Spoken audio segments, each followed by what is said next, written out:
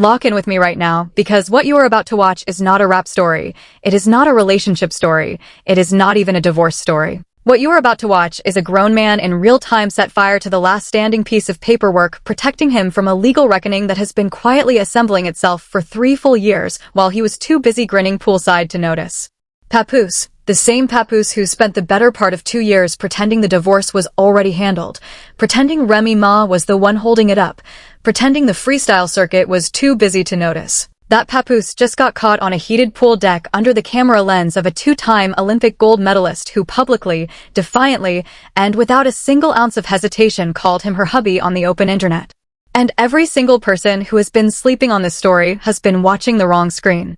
Because the story is not that Papoose is dating Claressa Shields. The story is that the divorce paperwork Papoose has been screaming about for over a year, the divorce paperwork he filed back in May of 2025 with a whole press release attached, that paperwork has still, as of this exact minute, not been finalized by a judge, and the woman he is now parading around Aruba, the woman calling him hubby on Instagram, the woman who told the Breakfast Club they have been together for 1.5 years to 2 years. That woman is standing directly on top of a marital estate that legally has not been dissolved. The filing is not the finish line.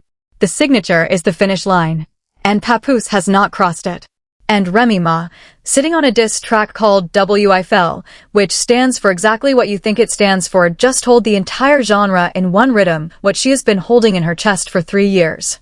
The story you thought you were watching is not the story that is happening. The story that is happening is a paperwork homicide in slow motion, and the pool clip is Exhibit A.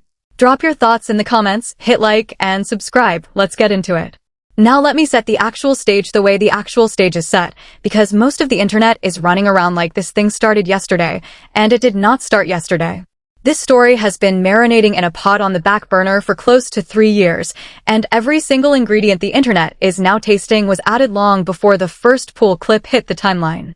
Papoose and Remy Ma were the hip-hop marriage. Not a hip-hop marriage, the hip-hop marriage. They were the reality television anchor, the love and hip-hop cornerstone, the couple every barbershop pointed to when somebody said rap couples never last. Remy Ma walked into a federal prison, walked out of a federal prison, and Papoose was standing there on the other side of that gate. That is not marketing. That is documented history. Papoose named a mixtape series after Remy Ma. Papoose spent years of his career using her legal fight as the backdrop of his own artistic identity. And then, somewhere between 2023 and 2024, the marriage quietly, publicly, painfully started to unravel, and the person who unraveled loudest was Papoose himself. Because let us be honest about the timeline. According to what Claressa Shields herself said on The Breakfast Club, she and Papoose have been together as a couple for 1.5 years to 2 years, with reports suggesting they may have first crossed paths as far back as 2020. Papoose officially filed for divorce in May of 2025, citing irreconcilable differences and accusing Remy Ma of cheating on him numerous times. Remy Ma has publicly said Papoose was slow-rolling the proceedings, at one point even offering to pay for his lawyer to speed the process up. And now, in the summer of 2026, we are watching Papoose show up to the BET Awards with Claressa Shields, vacation with her in Aruba, film pool content with her in her heated backyard pool, and let her tag him as hubby on a public post. While, according to multiple reports, the actual divorce judgment has still not been finalized by a court. Filing is a request. Finalization is a fact. And in the state of New York, a marriage is not legally dissolved until a judge signs a judgment of divorce, and it gets entered into the county clerk's record. Until that happens, on paper, in the eyes of the law, Papoose is still married to Remy Ma. That is not opinion. That is procedure. And procedure does not care about your Instagram caption. So here is the first layer of what we are actually looking at, and I want you to lock in on this, because the visible evidence alone is enough to embarrass a legal team. Piece number 1, the pool footage. Claressa Shields, who has a heated pool at her home and has been showing it off in her own YouTube content, films Papoose stretched out on a lounger, arms behind his head, legs open, grinning like a man who just won a raffle he did not enter. And she films it from an angle that puts him underneath her camera in a way that anybody who has spent 5 minutes on hip-hop internet immediately clocked as a specific pose, a specific, itemized, previously described pose. That is piece 1. Piece number 2, the hubby post. Claressa Shields tags Papoose as Hubby on a public Instagram post, then doubles down when fans push back, and then goes even further by openly saying on The Breakfast Club that she wishes she could give Papoose a baby for his birthday. And I want to be clear about what Papoose's birthday is. Papoose was born in March of 1978, which means he is currently 48 years old, and Claressa Shields is 31, which is a 17-year age gap that the internet has not stopped calculating. So we are not talking about a soft launch. We are talking about a woman planting a flag in a legally undissolved marriage and daring the paperwork to catch up. Piece number 3, the Aruba vacation. She's in, booed up, unbothered, as the shade rooms of the internet described it. Papoose and Claressa Shields all over Caribbean sunshine, and Claressa Shields firing back at the folks who went in on the footage. Piece number 4. The BET Awards appearance on June 29th of this year, where they walked publicly, together, as a couple, at one of the most watched Black cultural events of the calendar year. That is not a private relationship. That is a public statement made under stage lights, on a step and repeat, with photographers rolling. And piece number 5 is the quiet piece, and it is the piece that is doing the most damage. Papoose, a professional freestyle rapper, a man whose entire brand is being loud on any microphone within 100 feet. Papoose is not tweeting through this. Papoose is not freestyling through this.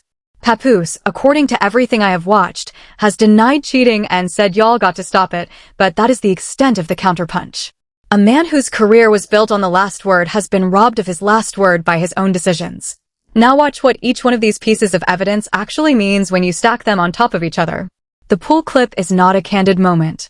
The Hubby caption is not a slip of the finger. The Aruba trip is not a private getaway. The BET Awards walk is not a +1 favor.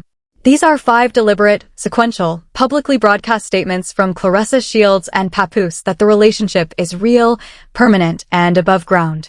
And every single one of them was made while, on paper, in a filing cabinet at a New York courthouse, Papoose's legal status still reads married. Papoose keeps posting like the paperwork is done. The paperwork is not done. That is the gap. And that gap is where all the damage lives. And oh, do I have more for you? Because the pool clip and the Hubby caption are just the surface. The stans, the Papoose defenders, the folks in the comments already typing that grown adults deserve privacy, I need you to sit down. Because the next layer is where this story stops being about a pool deck and starts being about receipts that were laid down over a year ago by a woman who saw all of this coming before any of us did. Remy Ma warned us. Remy Ma warned us on wax. And what you are about to hear about W.Y.F.L is going to reframe every single frame of that pool footage in a way you cannot unsee once you see it. Because here is the cultural layer, and this is where the story stops being funny. Remy Ma dropped W.Y.F.L, which stands for exactly what you already guessed it stands for, Y-U-F-N-G-Lie, as a freestyle over the W.Y.F.L rhythm. And every credible outlet from Complex to the Griot to the front page of hip-hop Reddit picked it up as a direct diss aimed at Papoose and Claressa Shields. This was not a subliminal. This was not a maybe. Complex called it, the Griot called it, the r/Hiphoped's Fresh Thread called it, DJ Who Kid posted it, and the entire genre lined up to break the bars down line by line. And Remy Ma did not just diss. Remy Ma itemized. Remy Ma laid out, in verse form, a series of accusations about Papoose's behavior, his honesty, and his conduct during the marriage that read less like a rap song and more like a witness statement. And the internet, which had spent 1.5 years calling Remy Ma bitter and telling her to move on, suddenly had to sit there and watch the pool clip land on top of the diss track like a puzzle piece nobody had realized was missing. That is cultural evidence piece 1. The diss track exists, it is documented, it is out in the world, and it has been reviewed and reacted to by every major hip-hop channel on YouTube. Cultural evidence piece 2. Claressa Shields herself has been dragged into on-the-record back and forth with Remy Ma. The Shadow League documented a contentious back and forth between the two women, with Claressa Shields saying she is going to say what she wants to say. This is not a quiet situation. This is 2 grown women, one an Olympic champion boxer and one a Grammy-nominated MC, publicly engaging in a discussion about the same man who is legally married to one of them and publicly courting the other. And Claressa Shields, on multiple podcast appearances, has been asked directly about dating a quote-unquote married man, and her responses have ranged from irritated to defensive to openly angry, including one interview where she reportedly crashed out on the host for even bringing it up. Cultural evidence piece 3, Papoose himself, through his cheating denial, told the internet y'all got to stop it. But watch what Papoose did not do. Papoose did not post the finalized divorce judgment. Papoose did not post the docket showing the case has been closed. Papoose did not post the judgment of divorce signed by a New York judge. Papoose posted a denial about cheating and hoped the noise would carry the rest. It did not. Because as of the reporting we have, this thing has been described as filed, but still being worked through, with Remy Ma at one point offering to pay for his lawyer. That is not a divorce that has crossed the finish line. That is a divorce that is still on the track. And Claressa Shields is on the infield, waving a flag, calling him hubby. That is the gap, in cultural terms, that the entire genre is now watching. Cultural evidence piece 4, the community reaction. Big Keys of Chicago, whose reaction to the Your Hubby or Remy's Hubby clip broke on both YouTube and Facebook, is not being cruel. Big Keys is being surgical. Big Keys called out the specific angle, the specific tag, the specific gap.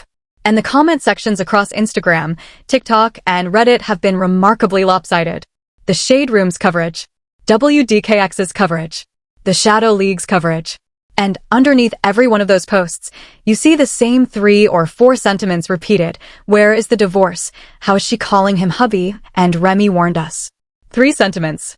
Repeated across every platform. That is a cultural verdict. Now I hear the counterargument. I hear the folks typing right now that separated is separated, that the filing was in May of 2025, that the intent is clear even if the paperwork is not signed, and that we should let grown adults live their lives. I hear you. I do. But here is the counterargument to the counterargument. Intent is not law. A filing is not a judgment. A press release about a filing is not a court order. And every single family law attorney watching this video right now is nodding along, because they know exactly what happens when a still married man goes on public podcasts calling another woman his life partner while a divorce is still in active proceedings. Every single frame of the Aruba trip, every single second of the pool clip, every single hubby caption on Instagram, all of it is admissible. All of it is exhibit ready. All of it is the kind of thing that shows up in an equitable distribution hearing and changes the math. Papoose is not just embarrassing himself. Papoose is documenting himself. And here is where the gears shift, because I need everybody watching to stop thinking about this as a hip-hop soap opera and start thinking about it as a case study in how the modern hip-hop economy actually works. Because the pattern Papoose is walking through right now is not new. It is not novel. It is a specific, repeatable, well-documented pattern that has burned rappers for 30 years, and we are watching it happen again in real time to a rapper who should absolutely have known better. Layer 3, the industry layer. Here is what nobody in the comment sections is talking about. Papoose's career trajectory, viewed strictly as a business, is fundamentally intertwined with Remy Ma's brand equity. Every deal Papoose has done in the last decade, the Love and hip-hop New York run, the reality television specials, the joint interviews, the joint appearances, the joint podcasts, every single one of those revenue streams was structured around the couple, not around Papoose as a solo entity. That is not a knock. That is a business observation. The joint brand generated more revenue than either individual brand could have on its own, and both parties benefited. Now watch what happens when Papoose tries to decouple from that joint brand. Watch what happens to the booking rate. Watch what happens to the endorsement inquiries. Watch what happens to the reality television offers. Because the market does not pay Papoose the same way it pays Papressa. And Papoose, whether he wants to admit it or not, is currently in the process of stress testing exactly how much of his market value was his own equity and how much of it was the joint estate. The first systemic angle is the reality television economy. Reality television networks, VH1, MTV, BET, the whole ecosystem, pay for storyline. They pay for tension. They pay for the promise that next season will have more. A married couple with an incarceration backstory, a comeback arc, a shared child, and a documented family drama is a golden storyline. A divorced solo rapper dating an Olympic boxer is a different storyline entirely, and while it is certainly a storyline, the value of that storyline flows to the person with the bigger platform. That is not Papoose. That is Claressa Shields. Claressa Shields is a 2-time Olympic gold medalist with a Netflix documentary, a boxing promotion partnership, and a mainstream curating that outstrips Papoose's by a factor most people are not comfortable calculating out loud. So the industry math on this new relationship, from a reality television revenue standpoint, does not flow toward Papoose. It flows toward the ring. The second systemic angle is the family law economy. And here is where the paperwork gap becomes catastrophic. In New York, equitable distribution is the framework courts use to divide marital assets during a divorce. Equitable does not mean equal. It means fair based on the specific facts of the case. And one of the specific facts family courts weigh heavily is the conduct of the parties during the pendency of the divorce. If a judge sees a still married party publicly cohabitating with a new partner, publicly presenting that partner as a spouse, taking that partner on international vacations, and allowing that partner to publicly claim him, the judge does not have to be happy about that. And judges who are not happy have discretion. Discretion moves numbers. Numbers move real estate. Numbers move royalties. Numbers move publishing splits. And Papoose has publishing splits that go back a decade of mixtape releases and features. Papoose has real estate. Papoose has a joint life that has not been legally partitioned. And Papoose is currently pouring gasoline on the exact conduct that a judge could use to justify a less favorable distribution. That is not gossip. That is procedure. And procedure is currently working against him. The third systemic angle is the streaming and press economy. Remy Ma dropping W.Y.F.L during this exact window is not a coincidence. It is a strategy. The song dropped, according to the reporting from the Griot in April of 2026, at a moment when the Papoose Claressa Shields relationship was already dominating hip-hop press cycles. Remy Ma did not release that song into a quiet news window. Remy Ma released that song into the loudest news window she could have picked, which means every stream, every headline, every reaction video, every breakdown, and every podcast episode about the diss track is landing on top of press that was already primed to explode. That is not luck. That is a veteran MC understanding the modern press cycle better than the men currently trying to spin against her. And every single stream of W.Y.F.L is a stream that generates royalty income directly for Remy Ma, funded, in part, by the free press Papoose keeps generating with every pool clip. He is, in essence, marketing her diss track. He is, in essence, funding her royalty checks. He is, in essence, working for the woman he cannot stop being legally married to. And when you stack all three systemic angles on top of each other, the reality television economy, the family law economy, and the streaming press economy, a clear picture emerges. Papoose is not winning this. Papoose has not been winning this. Papoose is, in fact, systematically losing across every single revenue vertical that touches his career at the exact moment that Remy Ma is systematically winning across all three. That is not a beef outcome. That is a structural outcome. And structural outcomes are the ones that last. Now here is the truth bomb, and I need you to sit with this one, because this is the part of the story that nobody in the mainstream press has said out loud yet, and I am going to say it now. The reason Papoose has been dragging his feet on finalizing this divorce, the reason Papoose filed in May of 2025, and yet, over a year later, the paperwork is still reportedly not finalized. The reason Remy Ma at one point had to offer to pay his lawyer to speed the process along, that reason, in my analysis, is not because Papoose is confused. It is not because Papoose is disorganized.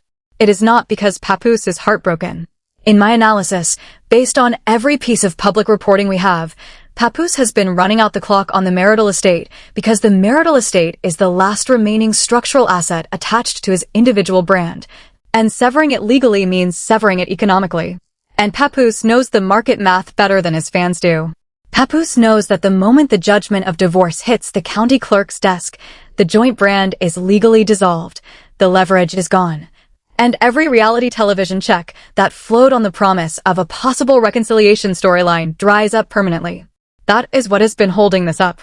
Not paperwork. Not emotion. Economics.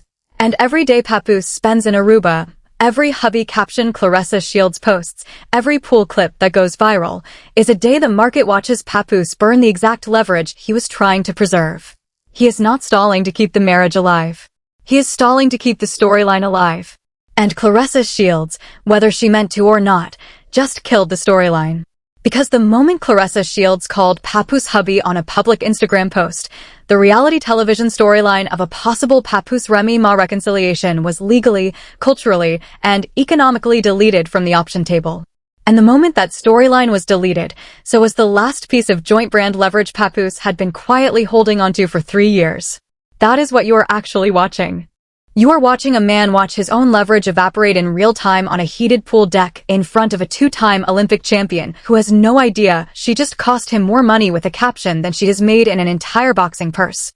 And Papoose is smiling through it because he does not yet know what the invoice is going to look like. He will. When the judgment gets signed. When the assets get partitioned. When the reality television offers stop returning his manager's calls. He will know then. And by then, the invoice will already be past due. That is not speculation. That is what running out the clock on a leverage asset always ends up costing you. Every single time. Reportedly, allegedly, and in my analysis, that is the truth underneath the truth. Now let me bring this back to Remy Ma, because I do not want anybody watching this to lose sight of who the hero of the story actually is. Remy Ma is the hero of the story. Not because I said so. Because the evidence said so. Remy Ma walked into a federal prison, walked out of it, walked into the biggest female rap war of her generation, walked out of that one, walked into a reality television career, walked out of that one too, and walked into 2026 with W.Y.F.L on the charts, her name in every headline, and a birthday celebration that has been documented across every hip-hop platform as a masterclass in grace. Remy Ma is showing up to her own life like a woman who already read the last page of the book. Remy Ma is not chasing. Remy Ma is not begging. Remy Ma is not tweeting. Remy Ma is glowing. And glowing in this genre, in this era, in this exact moment, is the loudest form of retaliation available to a woman with a discography. Every single time Papoose posts a pool clip, Remy Ma streams. Every single time Claressa Shields calls him hubby, W.Y.F.L climbs. Every single time the internet says Remy warned us, another subscriber follows her page. This is the woman who put Papoose in a booth on wax over a year ago and told us exactly who he was, and every single one of us, the collective royal we, dismissed her. Called her bitter. Called her petty. Told her to move on. And Remy Ma did not move on. Remy Ma waited. Remy Ma let the evidence walk directly into her camera lens on its own two legs, wearing a smile, holding a phone, hovering over a lounger. And now the evidence is undeniable. The verse aged into a case file. The freestyle aged into a subpoena. And Remy Ma, without lifting a single fingernail, is watching the market do the accounting on her behalf. One person makes music that ages into evidence. The other one makes moves that age into liability. That is the entire story in one sentence. That is the entire story in one line. And every single person watching this video knows which one is which without me having to spell it out. Remy Ma is winning without being outside. Remy Ma is winning without saying a word she has not already said in a booth. Remy Ma is winning because Remy Ma understood, before anybody else in the story understood, that in the modern hip-hop economy, the woman with the paperwork advantage and the discography advantage wins by default. She just had to wait long enough for the other side to prove it for her. And Papoose, bless his heart, has been proving it for her, week after week, clip after clip, hubby caption after hubby caption. That is not a defeat. That is a coronation. And Remy Ma is wearing it well. And this is only the start. I need you to lock in on that. Because two things are barreling toward this story that nobody in the comments has fully priced in yet, and I am telling you right now that when they hit, this thing is going to detonate all over again. Number 1, the actual judgment of divorce. Whenever that judgment gets signed and entered into the county clerk's record, the equitable distribution numbers are going to become at least partially public through court filings, and the moment those numbers hit the internet, every hip-hop channel on this platform is going to be doing the same math I just did on this video, and Papoose's economic reality is going to become a headline he cannot freestyle his way out of. Number 2, Remy Ma has a full album cycle sitting in the vault, and W.Y.F.L was a freestyle, not a single. If Remy Ma decides to release a full record about this era, the streaming numbers are going to make W.Y.F.L look like a warm-up. That is not speculation. That is pattern recognition. Veteran MCs do not drop one diss and walk away. They drop one diss to test the market, then they drop the album to collect the check. Remy Ma has already tested the market. The check is next. So subscribe, because I am covering every single beat of the story as it drops. Turn on notifications, because the judgment of divorce could hit any Tuesday, and I am going to be the first one breaking down what the numbers actually mean. And drop a comment down below telling me, do you think Papoose signs the paperwork before the year ends? Or does Remy Ma have to drag him into a courtroom kicking, screaming, and freestyling on the way in? And do you think Claressa Shields walks away from this before it costs her more than her curating can absorb, or does she double down and post another hubby caption by the end of the week? And before you click off, you need to see the next video I just uploaded, because this pull clip is not the messiest thing Papoose has done this year. Not even close. There is a specific interview from earlier this summer where Papoose said something about the divorce timeline that, when you line it up against the actual filing dates from May of 2025, does not just contradict the paperwork, it contradicts him. And when we walk through that timeline side by side, minute by minute, quote by quote, you are going to see a pattern that changes the way you look at every single word Papoose has said about this marriage for the last 3 years. Click the video on your screen right now. You are not ready for the timeline, but you need to see it. All told, I'll see you in the next one. Stay steady, stay filed, stay above the noise, and stay honest with the paperwork.